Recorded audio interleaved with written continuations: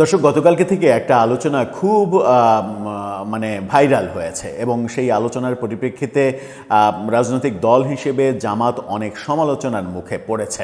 আলোচনা হলো জামাতের আমিরের পররাষ্ট্র বিষয়ক উপদেষ্টার তাকে মন্ত্রী পদমর্যাদায় কিংবা উপদেষ্টা পদমর্যাদায় সরকারে পররাষ্ট্র মন্ত্রণালয়ে নিযুক্ত করার চিঠি পাঠিয়েছেন জামাত আমির নিজে। তার স্বাক্ষরিত চিঠি সরকারের কাছে গিয়েছে, সরকারের পররাষ্ট্র মন্ত্রণালয়ে গিয়েছে এবং সেখানে দাবি করা হয়েছে তার যে পররাষ্ট্র উপদেষ্টা তাকে যেন মন্ত্রী পদমর্যাদা দেয়া হয়।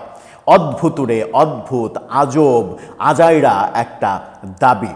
এই দাবি কখনো কোনো বিরোধী দলের নেতা করতে পারেন কিনা সেটা নিয়ে হাস্যরসের সৃষ্টি হয়েছে। পরবর্তীতে জামাতের পক্ষ থেকে একটা দায়সারা ব্যাখ্যা দেওয়া হয়েছে, কিন্তু সেই ব্যাখ্যায় আরও বেশি মানে বিব্রতকর অবস্থায় পড়েছে সরকার। সেই বিব্রতকর অবস্থা যেন কাটাতে পারে সরকার, সেই কারণে সরকার টেকনিক অবলম্বন করেছে। টেকনিকটা কি? সরকার ঘোষণা দিয়ে দিয়েছে পররাষ্ট্র মন্ত্রণালয়ের পক্ষ থেকে যে এই চিঠি প্রকাশ করে দেয়া হবে। অর্থাৎ যে মানে দায়সারা মানে বক্তব্য জামাতের পক্ষ থেকে দেয়া হয়েছে ওই চিঠির পরিপ্রেক্ষিতে, সমালোচনা হওয়ার পরিপ্রেক্ষিতে, সেটাও সরকার মানছে না। বলছে যে এই ব্যাখ্যারও কোনো বাস্তবতা নেই, আমরা এই চিঠিটা প্রকাশ করে দেব। তবে সরকার একটা ভদ্রতা করেছে, সেই ভদ্রতাটা হচ্ছে যে তারা বলেছে জামাত আমির যদি অনুমতি দেন তাহলে আমরা এটা প্রকাশ করে দেব। মানে ব্যাপারটা এরকম যে আপনি অনুমতি দিলে আমি এটা প্রকাশ করে দিই, মানে প্রকাশ করে দেওয়ার পরে খেলাটা বোঝেন যে আপনি যে বক্তব্য দিচ্ছেন আর চিঠিটা যেভাবে লেখা, যেভাবে এসেছে সেটা যে সামঞ্জস্যপূর্ণ না, সেটা তো প্রমাণিত হয়ে যাবে। আদতে সেই চিঠিতে কি লেখা ছিল, মানে এটা কেমন ধরনের আবদার? গতকালকে থেকে বিভিন্ন পত্রিকায় এরকম শিরোনামও আমরা দেখছি। তারা শিরোনাম করছে এরকম যে বিরোধী দলের থেকেও সরকারে থাকতে চান জামাতের আমির। মানে বিরোধী দলের থেকে খুব একটা তো মানে কাজ নাই আসলে। সরকারের যদি একটা পার্ট হওয়া যেত, যেটা আমরা বহুভাবে শুনেছি নির্বাচনের আগে এই নেগোসিয়েশনটা হতে, যে বিএনপির সঙ্গে জামাত এনসিপির একটা নেগোসিয়েশন চলছে, যার মধ্যস্থতা করছেন মেটিকুলাস প্রফেসর ইউনুস নিজেই। সেটা হচ্ছে যে দলই ক্ষমতায় যাক একটা জাতীয় সরকার গঠন করা, সব দলের প্রতিনিধিত্ব নিয়ে একটা সরকার গঠন করা। মানে বিএনপি সরকার গঠন করলেও মন্ত্রিপরিষদে যেন জামাত এনসিপির নেতারা থাকে, এই ঐক্যমতের চেষ্টাটা করা হয়েছে। প্রফেসর ইউনুস শেষ দিন পর্যন্ত এই চেষ্টাটা করেছেন, শপথ গ্রহণের আগে পর্যন্ত তিনি এই চেষ্টাটা করেছেন। তাতে করে হতো কি যে তার যে মানে প্রসব করা সন্তানেরা, মানে রাজনৈতিক সন্তানেরা, সেই রাজনৈতিক সন্তানেরা যেন পাওয়ারফুল থাকে। সরকারে না থাকলে তো আর পাওয়ার থাকবে না, বিরোধী দলে থাকলে তো মজা নেই, পাওয়ার নেই। 1.5 বছর ক্ষমতায় থাকার পরে আবার হঠাৎ করে বিরোধী দলে যাওয়ার যে যন্ত্রণা, সেই যন্ত্রণা তো প্রফেসর ইউনুস আগেই বুঝতে পেরেছিলেন। চলুন বিএনপি সরকার কি বলছে এই চিঠি সম্পর্কে, জামাত আমিরের কিংবা জামাতের পক্ষ থেকে কি বলা হয়েছিল, চিঠিতে কি লেখা ছিল, এই ধরনের চিঠি লেখা যায় কিনা, সাথে সংসদের একটি গুরুত্বপূর্ণ বিষয়ে জামাতের আমির আজকে আবার কি মন্তব্য করলেন সেটা নিয়ে আলোচনা করব এই ভিডিওতে। থাকবেন পলিটিক্স টিভির নিয়মিত আয়োজনে।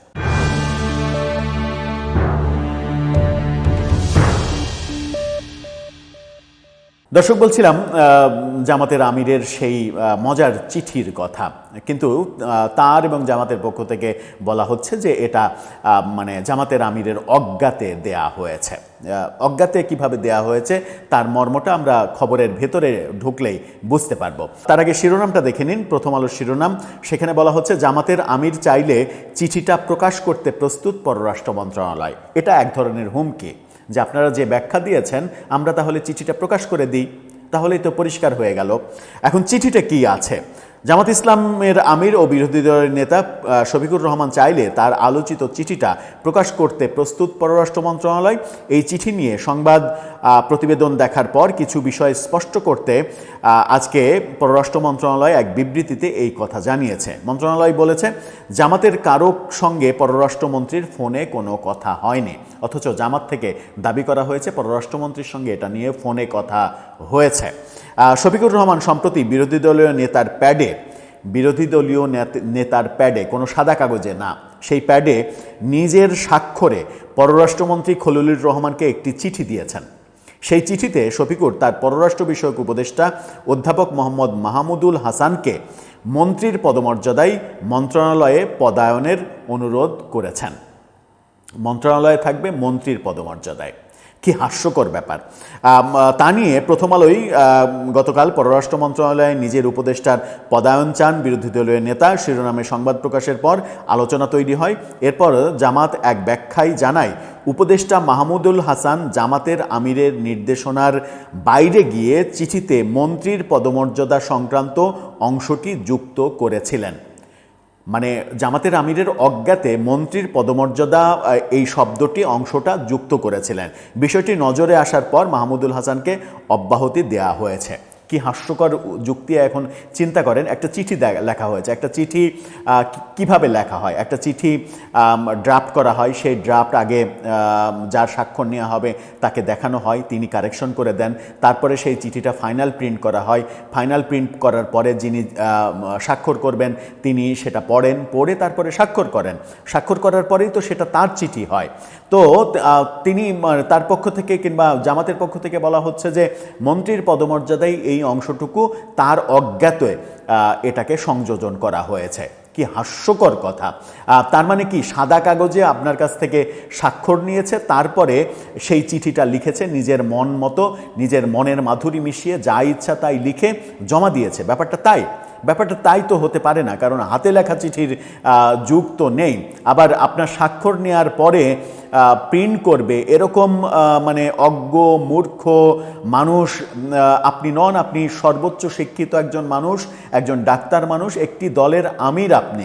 এই যুক্তি কখনোই গ্রহণযোগ্য যুক্তি হতে পারে না। তাতে করে কি হলো, ওই ভদ্রলোক যিনি কিনা জামাতের আমিরের উপদেষ্টা, তাকে বলির পাঠা বানানো হলো, তাকে তার দায়িত্ব থেকে সরিয়ে দেয়া হলো। কিন্তু চিঠিকে এটা কিন্তু অস্বীকার করছেন না যে তাকে পররাষ্ট্র মন্ত্রণালয়ে নিযুক্ত করার চিঠি যে জামাত আমির দিয়েছেন সেটা আবার অস্বীকার করছেন না। মন্ত্রী পদমর্যাদায় এই শব্দ ব্যবহার করা সেটা অস্বীকার করছেন যে এটুকু তিনি জানেন না। এ নিয়ে প্রকাশিত একটি সংবাদ মাধ্যমে প্রকাশিত প্রতিবেদনে পররাষ্ট্রমন্ত্রীর সঙ্গে জামাতের ফোনালাপের বিষয় আসায় তার পরিপ্রেক্ষিতে পররাষ্ট্র মন্ত্রণালয়ের বিবৃতিতে বলা হয়, এ ধরনের কোনো ফোনালাপ আদৌ সংগঠিত হয়নি। অর্থাৎ জামাতের পক্ষ থেকে একটা পত্রিকার কাছে দাবি করা হয়েছে যে এই ব্যাপারে পররাষ্ট্রমন্ত্রীর সঙ্গে তারা ফোনে কথা বলেছে, কিন্তু পররাষ্ট্র মন্ত্রণালয় বলছে এ ধরনের কোনো ফোনালাপ হয়নি। যে চিঠি নিয়ে এত আলোচনা সেটির প্রেক্ষাপট ও বিষয়বস্তু সম্পর্কেও বিবৃতিতে বিস্তারিত দেওয়া হয়েছে। মন্ত্রণালয় জানায়, গত 22 ফেব্রুয়ারি মাহমুদুল হাসান সংসদে বিরোধী দলীয় নেতার পক্ষ থেকে 22 ফেব্রুয়ারি চিঠিটা দিয়েছেন। বিরোধী দলীয় নেতার পক্ষ থেকে পররাষ্ট্রমন্ত্রীকে একটি চিঠি পাঠান, প্রথমে ইলেকট্রনিক মাধ্যমে অর্থাৎ ইমেলের মাধ্যমে, পরে সরাসরি তিনি পররাষ্ট্রমন্ত্রীর কাছে হাতে চিঠিটা হস্তান্তর করেন। চিঠিটি বিরোধী দলীয় নেতার সংসদীয় প্যাডে লেখা ছিল, এর নিচে কেবল বিরোধী দলের নেতারই স্বাক্ষর ছিল, অন্য কারো স্বাক্ষর ছিল না, একক স্বাক্ষরে গেছে। চিঠির বিষয়বস্তু সম্পর্কে বিবৃতিতে বলা হয়, মাহমুদুল হাসানকে বিরোধী দলীয় নেতার পররাষ্ট্র বিষয়ক উপদেষ্টা হিসেবে পররাষ্ট্র মন্ত্রণালয়ের উপদেষ্টা বা মন্ত্রী পদমর্যাদায় নিয়োগের সুপারিশ করা হয়েছে। সেখানে চিঠিতে বিরোধী দলীয় নেতা ডক্টর হাসানের দক্ষতা, পেশাদারিত্ব ও বিচক্ষণতার প্রশংসা করা হয়।